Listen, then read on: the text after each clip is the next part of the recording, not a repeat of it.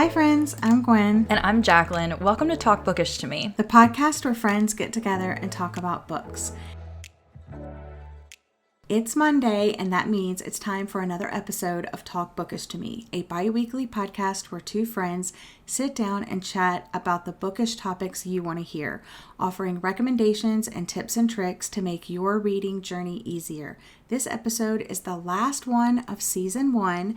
Season 2 will begin next Monday on January the 4th. That's right. We'll be back next Monday to kick off Season 2 of Talk Bookish to Me. We have so many exciting things planned for the new year, so consider sticking around by subscribing or favoriting the podcast to stay up to date on everything we have in store. Today's episode is pretty epic. We're going to share our favorite and least favorite books of the year. We also shared a bunch of different best books of the year on our Instagram for different lists. Of course, we'll throw in some reading stats for you as well, but we are recording today's episode early, so it's not quite the end of the year yet. So maybe we will still read something amazing between the time we're recording this and the end of the year. If that happens, something blows our socks off, we'll chat about those in our next episode. So let's go ahead and share what we're currently reading and if you have anything else lined up to finish before the new year. So I am currently reading Know My Name by Chanel Miller, which is a nonfiction. It's a memoir, and this is about a girl who was sexually assaulted and had to go through months of trial, shame, humiliation, like people bashing just her character. Like even though he was literally caught like raping her, they still had to go through all this stuff to like find out whether he was guilty or not. And so I'm currently, I think I'm halfway through, so I haven't, like I don't know the whole verdict. I think what I've seen before is that there was actually like this article that she had posted that like went viral, and that's why she did decide to write the book, just because, I don't know, it reminds me a lot of The Night Swim, because I know we were talking about that before on this podcast, and I am just blown away. I'm listening to it and reading it, and with being halfway, I am just so, I don't know, I guess like shocked that so many women have to go through this, that people think that this is something that's normal or it's the woman's fault. She tells the story about her walking on the sidewalk and how she loved walking to like school or her job, and how people would like catcall her or maybe like weirdly follow her or stop on the side of the road and like ask her weird things.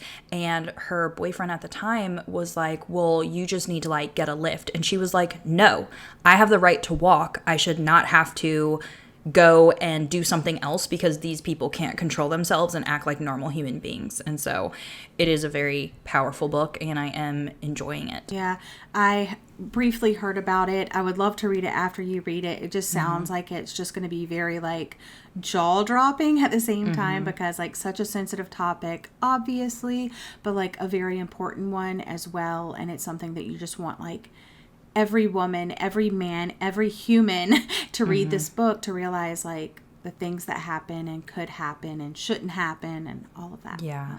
What about you? What are you currently reading? I am currently reading my last book on my official end of the year TBR, which is This Time Next Year by Sophie Cousins. And it's not like a 5 stars. Like I'm not feeling that. I'm about an hour away from completing it.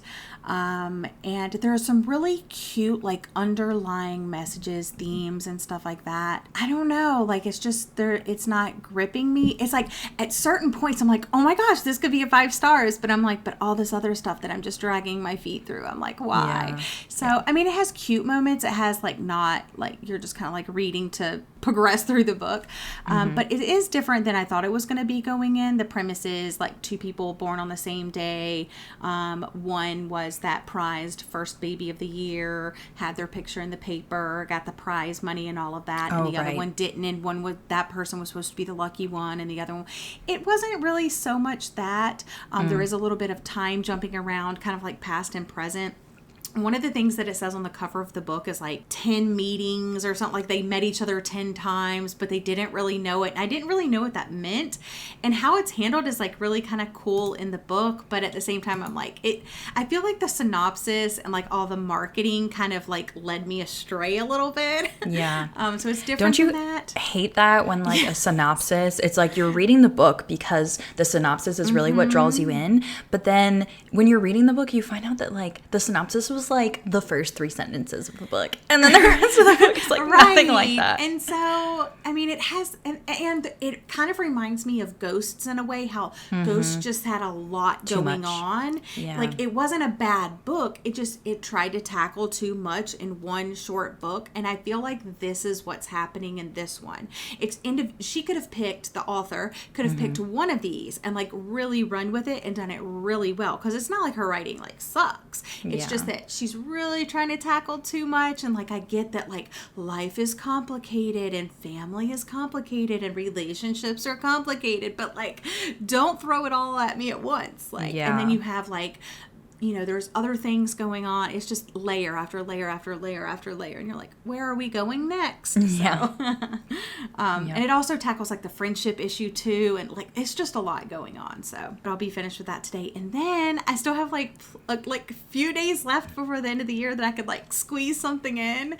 Yeah. And I've got some really good books from Christmas for like people in my book club, and I'm just I mean, they've been on my wish list for a while. Like, these are books that I'm really excited for, so when I got them I was like, I want to read it before the end of the year. So that's why I said, if something like pops up that's not on this list that might be on this list, like, I'll just talk about it in our next episode. But anyway, I thought that we could like share some stats. Okay, yeah, let's start with stats. So how many books have you read so far this year? 143.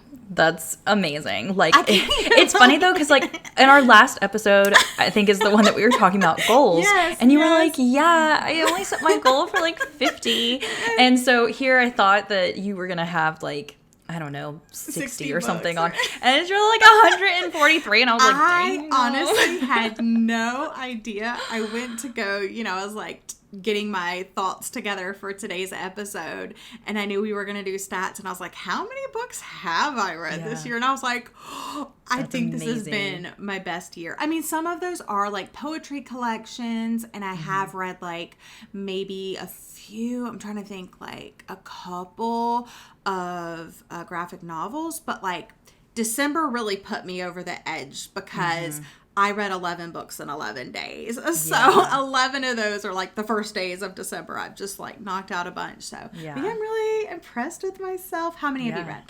So I read, currently at the moment, it's at 93, but I didn't count the book that I'm halfway through. And then I still have 2 more that I would really like to get to by the end of the year, maybe 3, I don't know, because like, you know, Colleen Hoover has Layla, and I didn't have that on my TBR, but I did get it as a gift, and so now I'm like, do I put that in with like 2020 stuff? Do I make it the first book that I read in 2021? Because I think I did that would be fun. When Verity came out.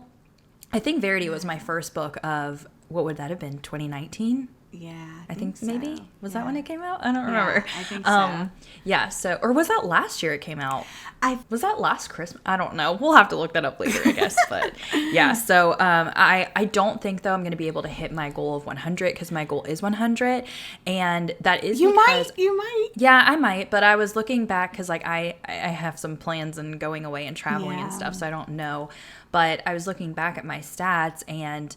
yeah, November was like not a great reading month for me. I think October and November? I think I only read like 5 books in one and then 2 books in the other. So that's kind of how I like fell behind. But I mean, it's fine. Like, life happens. I still read, 93 books or even that's a little amazing. Bit more. What's your average rating? So surprisingly, I think this is the year that I had the highest rating ever for my average. Okay, that's good. I usually have an average of 3.5. That's my usual thing. This year, 3.8. Wow. Which is crazy considering I read really 143 books. Like that's a 4-star because I don't do half stars. That means I have read a crap ton of really amazing books this year. Yeah. Mine is a 3.5, and that is not a surprise to me. I have continually been a 3.5 every single year, and I am not shocked by that because I am very hard with books. And so I don't hardly have, like, we'll talk about this later in our like favorites and not favorites, but like my favorites are just so clear in my mind. And I think it's because I am very sparing with my rating. Like, a book has to like blow me away. And so everyone is always shocked. They're like, oh my gosh, I can't believe you only have a 3.5. And I'm like, yeah. I mean, that's really good. And you know what? Like, mentioning that, I had a really hard time with my best books of the year. Usually in years past, 2019 and like before, it was very clear in my mind. Like, of course, I'd have like maybe 2 or 3 that I was like, oh my gosh, which one's number 1, which one's number 2, which one's number 3. But like, I knew the moment I finished that book, this is going to be one of my best books of the year. Like, it's going to be a favorite the entire year.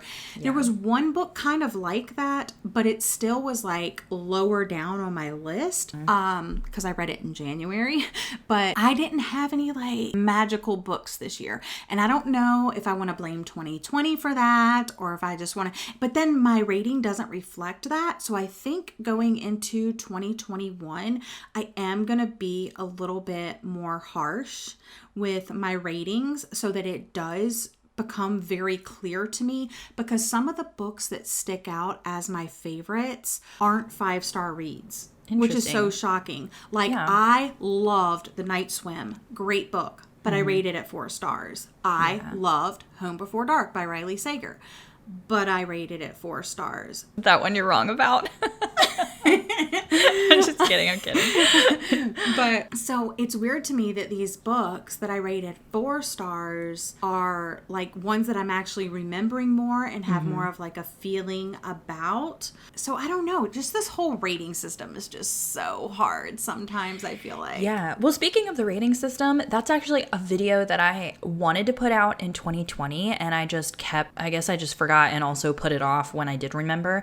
But I really wanted to make a video about what the star ratings mean to me, because I do think that everybody's star rating means something different. And so, and I know that I think I have more of a negative connotation with like 3 stars and like lower. Like if I see people rate something a 3-star, I'm like, ew, I'm never picking that up. That was a bad rating. When like, you know, actually in other people's minds, like a 3-star is like, yeah, that was a good book, you know? I mean, not mind blowing, but like good. And I'm like, no, 3-star is bad to me.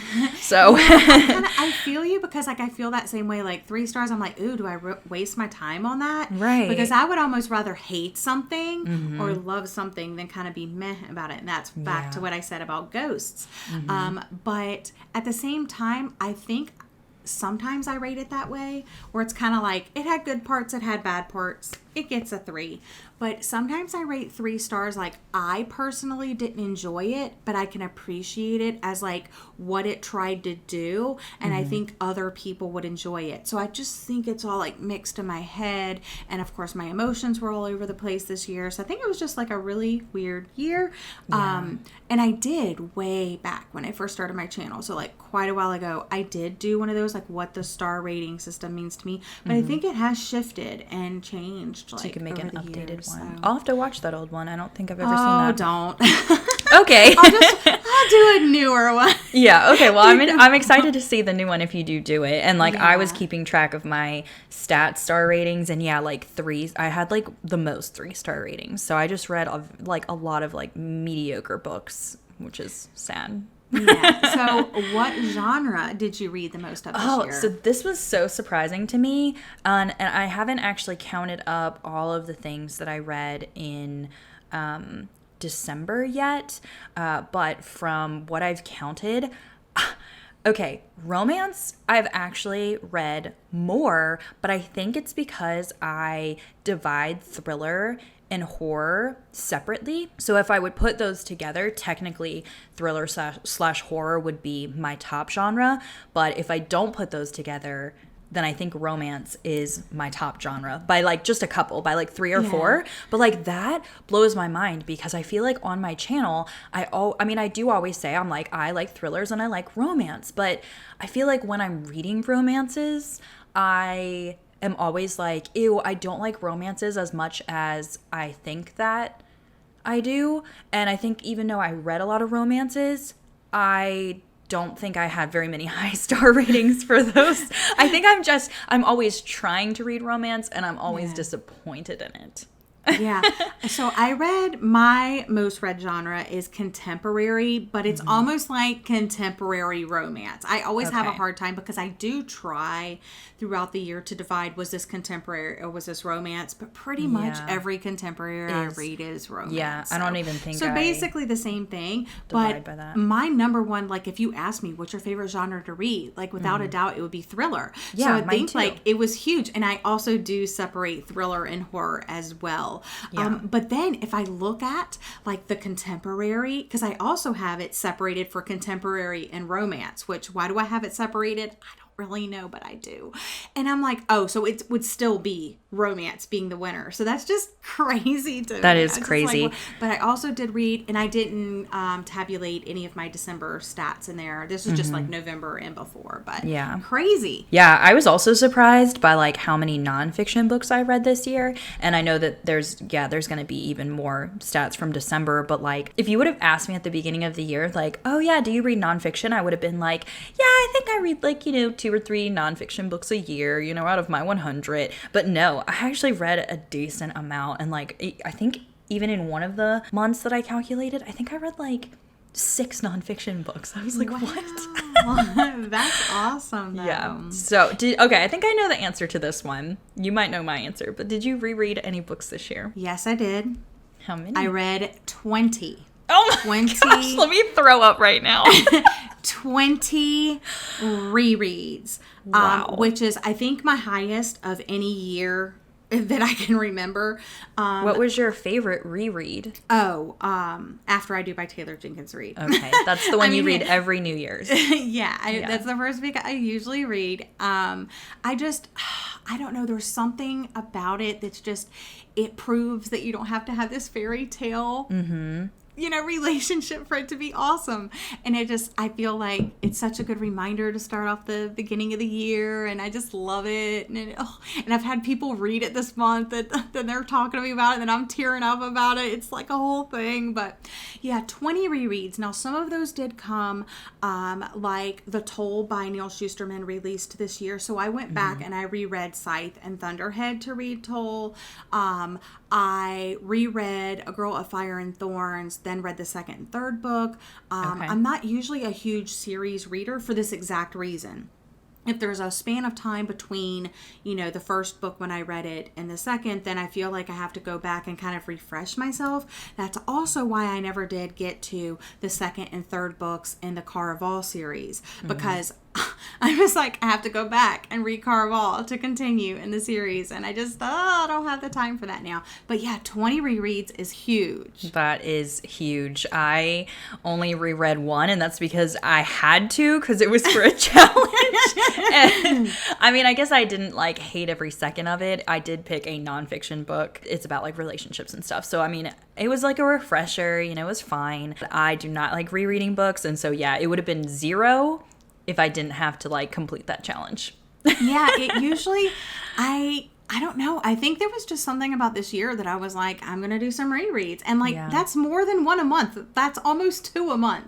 Like averaged out. Yeah, it is crazy. Now, let's talk about some DNFs, girl. Yeah. We always talk about our DNFs because I think it's a great way to get you to those higher numbers of read books. You're not wasting your time on something that you're not enjoying.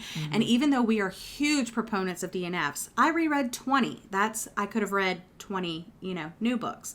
So how many DNFs did you have this year? So on Goodreads, because I do have a separate shelf that's exclusive that I can like just move them over so they don't count towards my like 2020 reading stats or whatever. I have 9 on that shelf. So I think it is 9. I don't think that there's any that I didn't move over. I don't know. It could be like maybe 10, but I think it's 9. I have 12, but I know for certain that it's higher than that number because I also made a separate DNF shelf on Goodreads.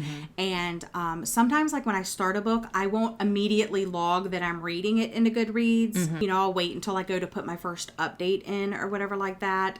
But for these cases, I didn't even have to because I was like, oh yeah, I'm not reading this book anymore. Sometimes I would get like 100 pages in and then it'd be like, ugh, no. So I know it's more than 12, but at least 12. I know mine could have been a lot larger if I wasn't completing those challenges, because I think that is why like I had a lot of kind of like mediocre type books this year, because I was doing a lot of like challenges in my book club and like their team challenges. So you like, you know, you need to get stuff done. You don't want to like DNF, you want to finish it out. And so if it would have been just me reading without like a team or a challenge, I would have totally probably DNF'd some of those and like not felt guilty about it, because like I said, like even if I finish it and it's a 2 or 3 star, like I would have much rather DNF'd it. I almost feel like, I mean, yeah, definitely Outlander, Dragonfly, and Amber. Yeah. I would have DNF'd both. Well, I wouldn't have picked up either one of those, let's be honest. But if I would have, by some crazy coincidence, I would have DNF'd both of them because, but obviously I pushed through for a book club challenge, which was super fun, and I'll have fond memories of the event, not so much the books. But this was the first year with a bullet journal, so I followed your 2020 stat spread, and that really helped me keep track of stuff month to month.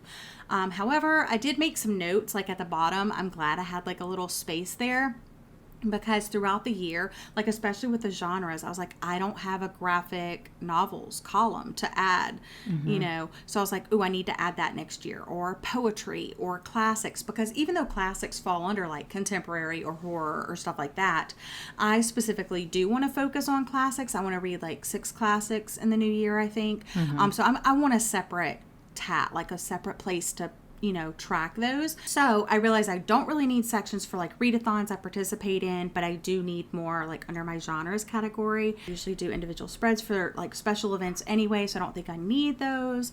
But yeah, that really helped, that 2020 stat spread. Yeah, that I actually originally got from Gabby over at Gabby Reads. And so last year was the first year I was using it. And then I did change some things this year also, which I did get rid of the readathons because I don't participate in many of them. And even though I do want to participate in 1 or 2 again that are on BookTube, like I don't necessarily like care to write it down, like that's not important to me. I did add some things throughout the year, so like I hadn't read any graphic novels before that, and then when I started reading them I had added that to the stats, so I did like add things that I didn't. But I am very excited because for this new year I added like stats for how many books I read from like the library or NetGalley or listened to on Scribd. So I'm really excited to see the end of the next year, you know, like, you're going to have so many from the library. Oh, I am. And like, it is really great because, I mean, I do have a really good library system, and I know not everyone has that.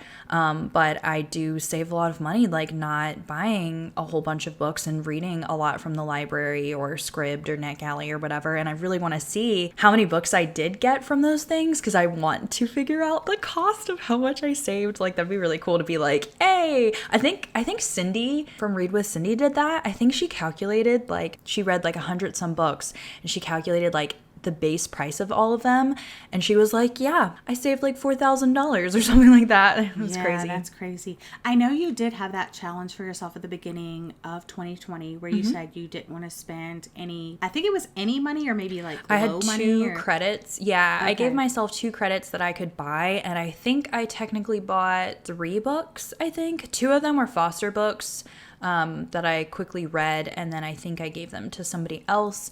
And then I think I bought Heartbones by Colleen Hoover. I think that was the only other book that I bought. So I did like stick with that really well. Yeah. Yay, that's great.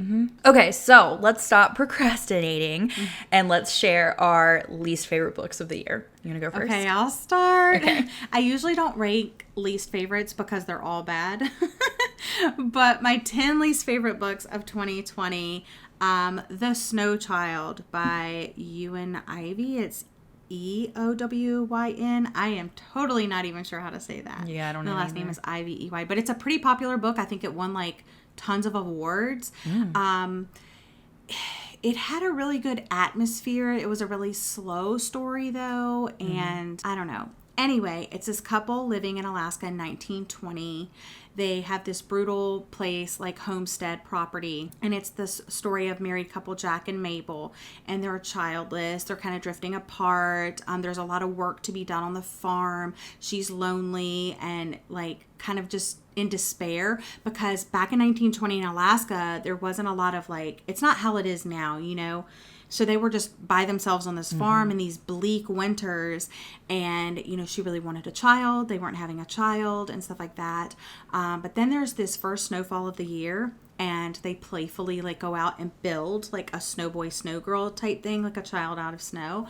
And the next morning, the snow child is gone, but they glimpse a girl running through the woods. What? So the whole book, you're kind of following along, like, is this like a magical realism thing? Like this, you know, snow child came to life. Sounds awful to me. Or, I mean, to me, like, I felt like, okay, this is an award-winning book. It's set in winter. I read it in winter. And, you know, I'm all about that infertility story, like, in different ways, you know, fiction, nonfiction type thing.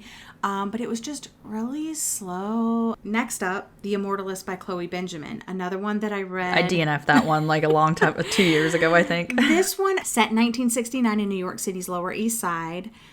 Word has spread of the arrival of a mystical woman, a traveling psychic who claims to be able to tell anyone the day they will die.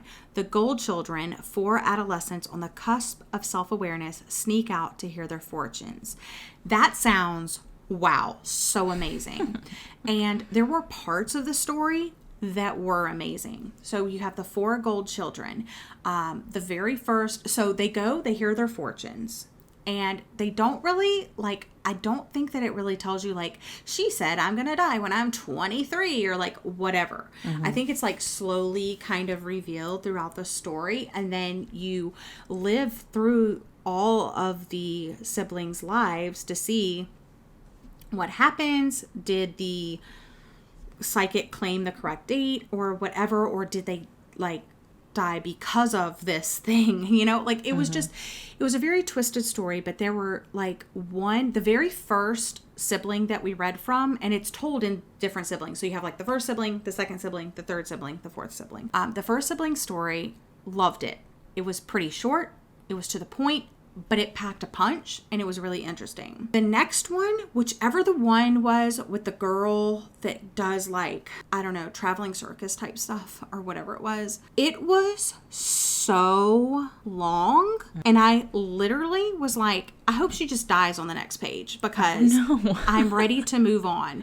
So hers was just so drawn out. I would say that her story was more than half of the book. Wow. And then the very last one, the very last child was pretty interesting too. But it was just so unbalanced for me. And the parts that I actually liked were the least parts of the book. So, yeah. Next one, and it's funny because this one was on a lot of best books of 2020 lists when I was sharing them on Instagram. And every time I was putting it on there, I was laughing so hard. Mexican Gothic by Sylvia Moreno Garcia. That did go like pretty viral there at the end of the year. Yes. Okay, so let me just tell you what it's about. So this newlywed cousin is begging for someone to save her. She's in this distant house in the Mexican countryside. She sends a letter to her cousin's father, and then the father gives it to the cousin, and the cousin is sent away to go check on this cousin. And she goes to this house, and it's a gothic horror novel, which, like I said, I'm new to the horror genre, and I really did like that aspect of it, and I was definitely able to pull the gothic influences out of the novel and really appreciate them. The atmosphere, the vibe, the unsettling feeling, and all of that was like 10 out of 10 would recommend. But what happened in the story, and of course I'm not going to say it because it's spoilers, but what actually is going on was so dumb. I could not get behind it. I'm like, no. So that's why it's on the worst list. The next one is, I barely remember this one. That's how bad it was. Head Over Heels by Hannah Ornstein. And it's a very important story. Like, I feel bad, but it's such an important story, but it just missed the mark. So I actually have her other book on my worst list. Maybe it's the writing. I don't know. I feel like she's trying to tackle, like, especially in this one, like, important topics, but it just did not work. So the past 7 years have been really hard on Avery Adams after training her entire life to make the Olympic gymnastics team, a disastrous performance ended her athletic career for good. Her best friend and teammate Jasmine went on to become an Olympic champion, then committed the ultimate betrayal by marrying their emotionally abusive coach, Dimitri. And this is kind of where the catalyst is. So now, reeling from that breakup with her football star boyfriend, Avery returns to her small hometown in Massachusetts, where new coach Ryan asks her to help him train a promising young gymnast with Olympic aspirations. So you have this like previous abusive, emotionally abusive coach. And then you have everything that kind of happened a couple of years ago in real life with the Olympic thing. And it tries to tackle some of these things in this book. And it always is frustrating when a book tries to tackle something like so important, but it misses the mark, and you're like, that kind of ruined it. So yeah, it was not good. Yeah, Next I think one. that author might just not be good at that, because that's kind of part of the problem with her other book that I read. All right, Survivor Song by Paul Tremblay, which is That one's on my list too. We both read this year. We buddy read it, and it was not good. I was so excited about it. It sounds so intriguing. It's about this like rabies-like virus that is spread by saliva. Except for this incubation period is super, super short. Like in an hour or less, people infected lose their minds. They're driven to bite and infect as many others as they can. And I thought it was going to be more about that. I thought it was going to be like these, like zombies, like more like Walking Dead. But it ended up being about like these two women trying to, more like their friendship, and like one gets infected right at the beginning of the novel, and then it's like, can the other friend save her in time? And it's just kind of like, I agree with you on that. Give me the zombies, give me the biting of the people. That's exactly expecting. my problem with it. These next two are really, really disappointing to me because they were on my most anticipated books of 2020. The first one being The Two Lives of Lydia Bird by Josie Silver. That's a DNF for me. It was so difficult. It's about this couple, Lydia and Freddie and Lydia, and they've been together for more than a decade, and everybody around them, their friends, their family, and each other, of course, thought that their love was indestructible. But on Lydia's 28th birthday, Freddie dies in a car accident on the way to her birthday party. So it is like super tragic, but that all happens like, I think it's even before chapter 1. I think it's like the prequel or prelude or whatever it is called. So now Lydia's obviously hiding indoors. She's sad. She's sobbing her eyes out, and her friends and family are, as time passes, they're trying to like get her over the hump of grief and stuff like that. And her doctor prescribes her these like pills that she can take to get sleep and stuff because she's like lacking sleep. And then her life splits, and she gets to live a life where, her old life where he's really gone, like her real life where he's gone, and then a life where he never died. And you live out both of those, but one of them is not real. So, but there's good things that happen in both lives and bad things that happen in both lives, but it wasn't it. It was, it just didn't hit that mark. Yeah, it did not. I think sometimes with those types of books, I always have like Maybe in Another Life by Taylor Jenkins Reid like on the big pedestal, and they just never get there. Yeah. The next one, The Dilemma by B.A. Paris, which I recently told you about this big secret, and I was like, I would be so frustrated if my husband kept that from me. So this one is about Livy's 40th birthday party, and let me tell you, it goes in detail about this woman and this huge celebration that she's having for her 40th birthday. That she talks about how she tried to lose weight so she could fit in this perfect dress, and she looked beautiful, and the decorations and the food and the setting and the like tent, it just like, you're 40, get over it, lady. Like, no one cares. Like, just have a normal birthday. Like, you do you, but like, I'm so bored. And then what happens is that the husband and wife are both keeping a secret from each other. So Livy's secret that she's keeping from Adam, she's trying to wait until the party is over before she tells him. But that's kind of why she doesn't want her daughter to show up to her birthday. But of course, we know, like, first of all, it took forever for them to finally tell us her secret, like, to her husband. Yeah. And then once I found it out, I was like, are you freaking kidding me? Like, number one, that's so lame. And number two, like, you can't keep that secret from your husband, or you shouldn't. And then his secret to her happens at the very beginning of the novel. And it's so shocking that they would even call this a secret. And he's determined that he wants everything to be right for her 40th birthday party. So he doesn't tell her.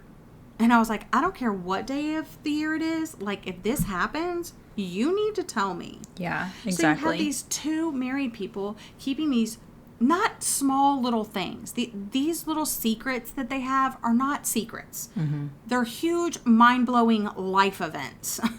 And you can't keep that stuff secret. It would be eating me away. And of course, it is the husband because you know what his is, like I said right at the beginning. So the whole novel, he's debating, should I tell her? No, I can't tell her. Oh my gosh, I just got to deal with this by myself. And I'm like, no, you really don't. I despise that so much. So yeah, and obviously, if they would have told each other, like, it wouldn't have been a book. But I don't think there should be books out there like that. I agree with you. This is just sending the wrong message. Okay, next up, no one's going to be surprised that knows me and knows the stuff that I read. Bunny by Mona Awad. It was really strange, and the ending upset me.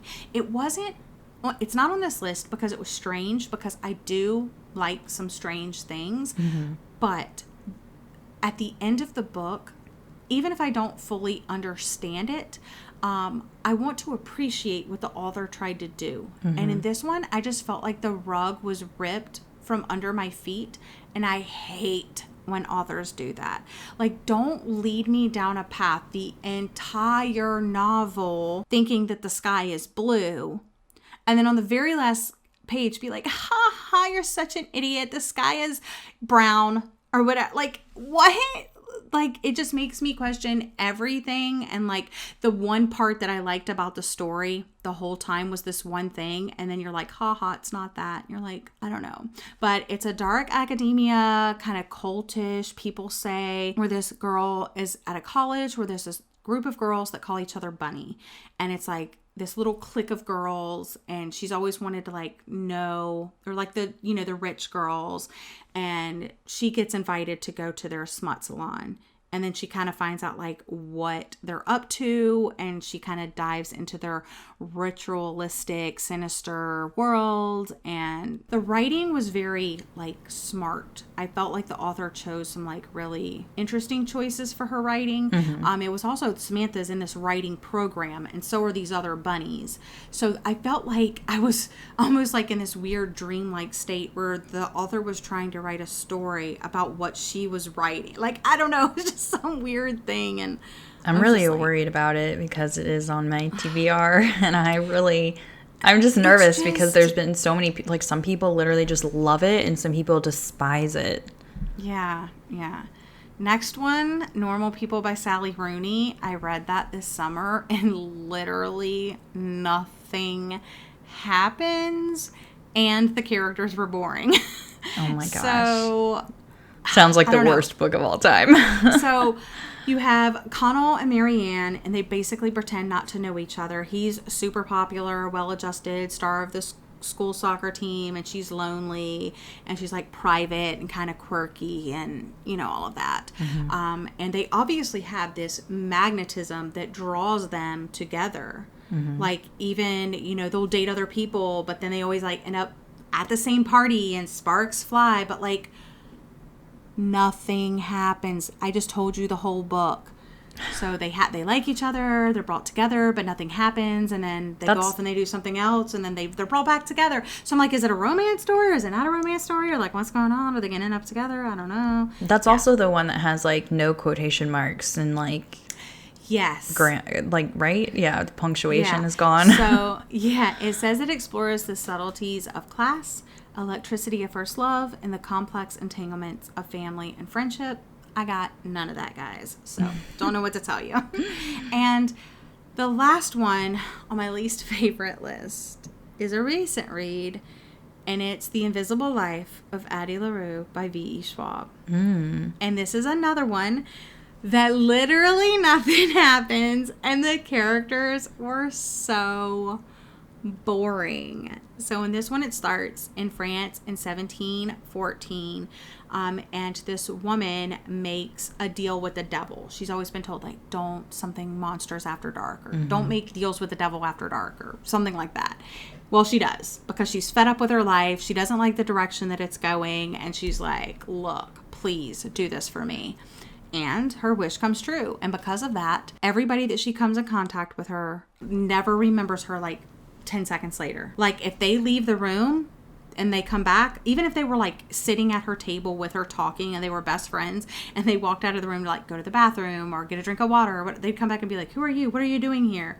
Like, she could walk in dressing rooms, and like the dressing attendant would walk, take them in with all these clothes to try on the clothes. And she could literally put on a brand new outfit and walk out of the store with it, because they're like, oh, thanks for visiting, because they thought like that's what she came in. That's cool. They just totally didn't want that remember perk. So it was just like nobody ever remembered her. But this story takes place over 300 years. Okay, so from like the time that this happens, that's her life. That's what happens and you get so many instances of this happening, and you're like, okay, we get it. Nobody remembers her. Got it. Check. Got that after the first 50 pages, maybe 100, maybe 150, because that's how long it takes her to explain that to us. And then she walks into a bookstore one day, and she tries to walk out with a book or something like that. And then they catch her walking out of the store with the book, which is odd, because that's never happened before. But then the next day she goes back to the bookstore and tries to return the book that she stole, right? And thinking that she could to like get the money or whatever, because they wouldn't remember her, And the guy that's working in the bookstore are like, are you kidding me? Am I being punked? Like, are you for real? She's like, what do you mean? I've had this book. Like, oh my gosh, this is a gift. And he's like, I just gave you that book yesterday. And she's like, what? Someone remembers me. So that part was like, I was like, oh my gosh, it's taking a turn. I'm actually going to like it now. Womp womp. No. There was no connection at all. And I was like, no. So yeah. That's it. That's sucks. where the highlight of that book ended. So yeah, so a lot of bad books this year. I think these were more clear in my mind than the good ones were. But I'm excited to know what was on your least favorite, so I can avoid them. Oh, okay. So I'm gonna start out with, this is definitely like the worst of the worst in my opinion, and the only reason that I read it was because of a challenge that I had to do in December. So I had to read the Sandman graphic novel by Neil Gaiman, and I hated it so much. It was so bad. Like, if I could give it negative stars, I really, really would. And this like graphic novel is literally like nothing made sense. I literally had to search on YouTube for somebody to like go through the story and explain it to me, because wow. I mean, not only does it have everything that I would never read in a book, I mean, it has like monsters and demons and magic and old things and just like everything I would never read about. And then like the Justice League showed up. Like, what? I was just really weird. Okay. But yeah, so I had to have it explained, because it was all like written really weird, like old English type of stuff, which like I already have a hard time understanding things that aren't just plain broken down for me. So yeah, that one was really, really bad in my opinion. And my husband was like listening to and my husband is like kind of a nerd, like he loves like Pokemon and playing like video games and stuff like that. But he was listening to the explanation that I was listening to on YouTube, and he was like, that is definitely some nerd shit right there. Like, that is so yeah, awesome. That one was definitely the worst experience. But then I have, and these aren't in a particular order, I just like, that one was the most recent one, and I was like, I said, they're all bad. Okay. Yeah, but then the next one is Heartbones by Colleen Hoover. I'm so shocked. Yeah, that's actually, a lot of these are, I would say half of this list are 1 stars and half of the list are 2 stars. Like, I don't give very many 1 stars out because I DNF books instead. But Heartbones... I should have said that about my list. I had the 1 star was Bunny, and then all my other ones were 2 stars. Yeah. So Heartbones was a 1 star, and I would have DNF'd it, but I was doing a spoiler vlog for it, so I couldn't DNF. But this one I didn't like because it was a young adult book. I felt like it was really unrealistic. This person takes these like dead person bones that he found on the beach and doesn't want to report them to the cops and is like, nope, I'm not going to do that because that's, you know, stupid. I'm just going to do what I want instead. And I was like, yeah, that doesn't happen. Okay. No, like, I don't care. No. Nope, that doesn't happen. Not some 18-year-old kid or how, he was like 20 or I don't know. Yeah, he was young. They were young. Yeah. And so it's like, literally no. just like it's one of those young adult romances where it's like, oh my gosh, of course the teenager, like their life is just so hard and like, oh my gosh, like everybody in their life has died, and so we have to read this emotional story that's not actually emotional. Because I mean, I can believe it if it's like, I'm laughing if like right one now. story is like that, but it's like there were so many romances that I read this year where it was like, oh my gosh, my mom died. My dad is like a drug dealer. Nobody likes me. It was like the same story where like just everything is like messed up. And it's like, no, they're like, just pick one thing. Just pick one, please. So did not like that. I'm not really like a young adult fan of those types of romances. Then the third book I have is Survivor Song by Paul Tremblay. And everything you said is exactly like why I also gave it a low rating, because I thought it was going to be action-packed. I thought it was zombies and apocalyptic, and no, it was a character-driven story. Not exciting at all.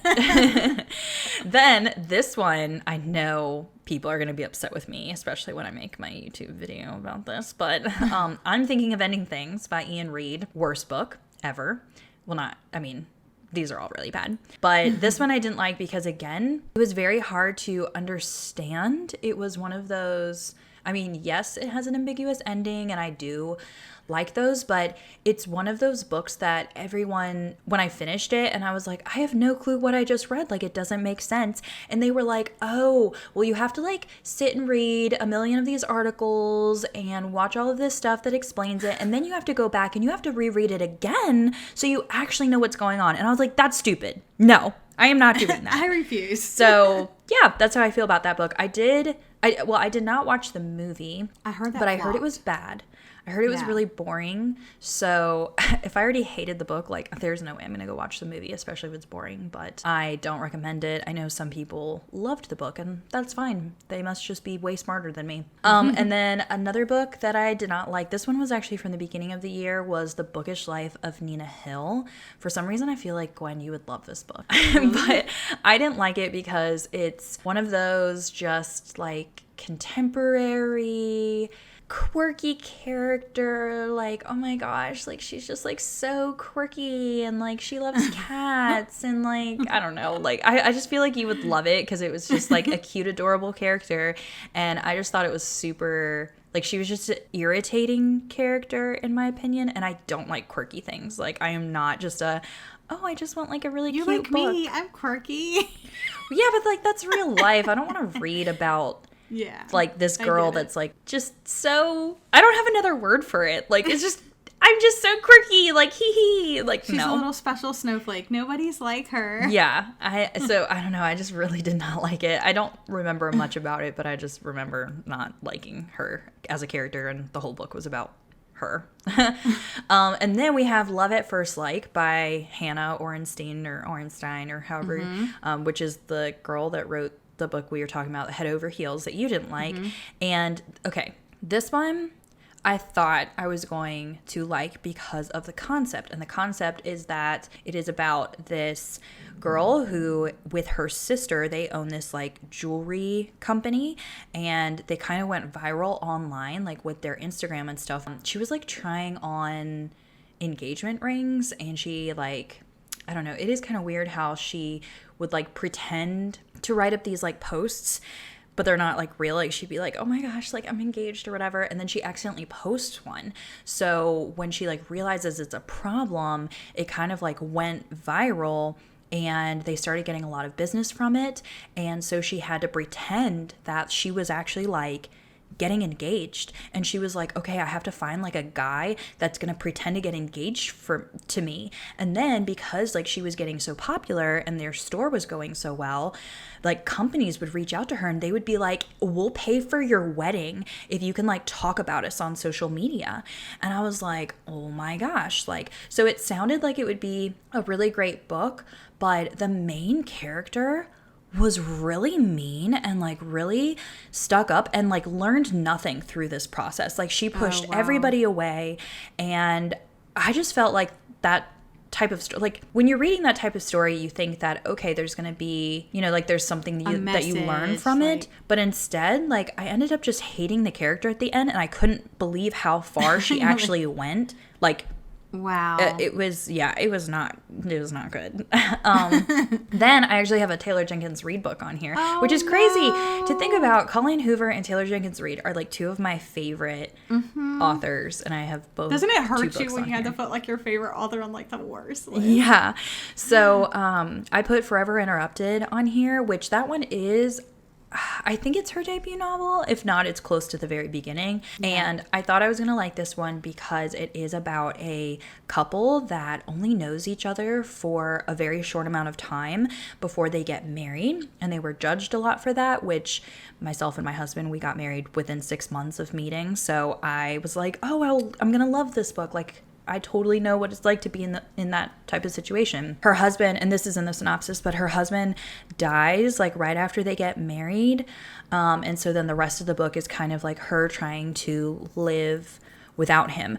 But there were just different things that I didn't like in there. I didn't think that it was written as well as her other books. Like I wasn't really brought to the emotion. I didn't like the characters. I didn't like the mother-in-law, and I thought it was unrealistic what happened like with her and the mother-in-law later on at the end of the book. Yeah, it is her debut, so you can definitely see how much her writing has improved between like now or then and now. Mm-hmm. Yeah, so I just didn't get like, I love her other books, and I feel like this concept could have been really good, but I just didn't think that I don't think she had the character development that she needed, and I think that, like you said, the relationship was like a really interesting aspect. I wish we would have saw more of that and less of the other stuff, and I think it could have been better, but the whole relationship ended so quickly. Yeah. Then we have The Girl in 6E by A.R. Tor, and I know a lot of people were so upset that I didn't like this one, but this is such a weird book. So I loved it. Oh my gosh. This book is literally like a sex cam girl and a weird mystery thriller thing mixed together. Yeah. And there's no way that a sex cam girl is just going to go and solve a mystery before the investigators could. So that was totally unrealistic. We're moving on from that. Then we have Dry by Neil Shusterman. Okay, can you guys... there's a pattern here. I rate books low when they're unrealistic, okay? But Dry by Neil Shusterman is also rated low because, again, well, number one, I thought it was boring. It was a YA novel. I usually don't rate those very high because I'm not the target audience, I guess.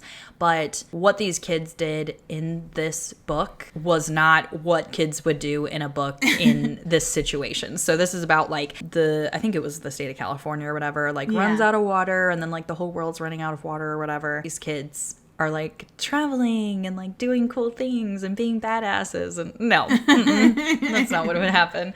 And then last but not least, we have My Dark Vanessa by Kate Elizabeth Russell, and this I think I ended up giving it 3 stars, but I put it on this list because I was just really disappointed by it. I feel like it could have been way better than it was, and that's why I put it on this list, even though there were other books that like I did rate 2 stars that I could have put on this list, but to me, I already knew they were going to be like disappointing, or I just knew they weren't going to be good, so it wasn't like worth putting them on here.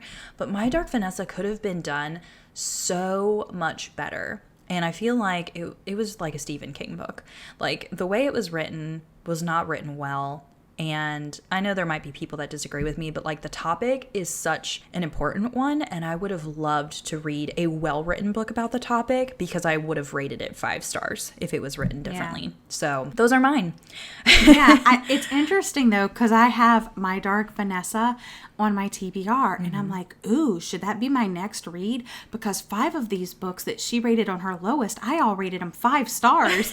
So maybe that will be a 5 stars too. So that just goes to show you guys that, like, obviously, you know, people are going to have different tastes and stuff like that. So just because we don't like these books don't mean you won't like these books. And that's why I try to give like a little synopsis to you guys. So if it does sound interesting, you can go ahead and check it out for yourself. I do challenge you to let us know if any of these were on your favorites, or are there some of your all-time favorites list. I would really love to know that, just so we could see like how different everybody's tastes are. If you love listening to our least favorite books of 2020, then you need to stick around for part 2 of this episode, which includes our favorite books of 2020. Part 2 is out now, and you can find it on your favorite podcast apps.